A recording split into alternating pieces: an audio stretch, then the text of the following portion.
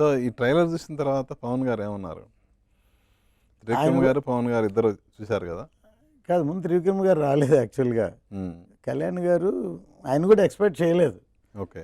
చూసి షాక్ అయ్యి ఇంకోసారి 4-5 సార్లు చూశారు. హ్మ్. చూసి త్రివిక్రమ్ గారిని పిలవమన్నారు. హ్మ్. పిలవమని ఆ ఓపెనింగ్ ఒక ఏదైనా వాయిస్ ఓవర్ వస్తే బాగుంటుందని, అసలు ఏం చెప్తున్నాను కనెక్ట్ అవుతుందని కళ్యాణ్ గారే సజెషన్ ఇచ్చారు. జనరల్గా వాయిస్ ఓవర్ అంటే ఒక ఇమేజ్ ఉన్న స్టార్తో చెప్పిస్తారు కదా, మీరు పర్టికులర్గా అర్జున్ దాస్తో ఈ ట్రైలర్కి వాయిస్ ఓవర్ చెప్పించడానికి ఏంటి రీజన్ ఏంటి? అది Bass voice. ఒక బేస్ వాయిస్ కావాలి. అది కూడా యూజువల్ కాకుండా కొత్త వాయిస్ కావాలి.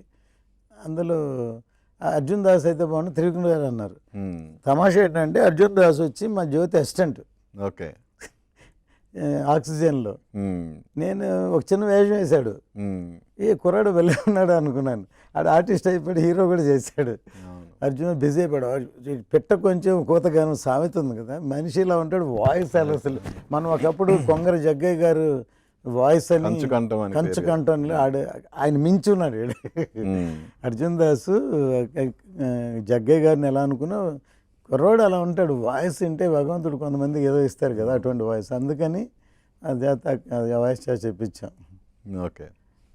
సో 24 రాబోతుంది కదా, ఈ సినిమా మీద ఒక ప్రొడ్యూసర్గా, అలాగే మీలో డైరెక్టర్ ఉన్నాడు, రైటర్ ఉన్నాడు, రకరకాల అంటే మల్టీ టాలెంటెడ్ మీరు. ఈ సినిమా మీద మీకున్న అంచనాలు ఏంటి?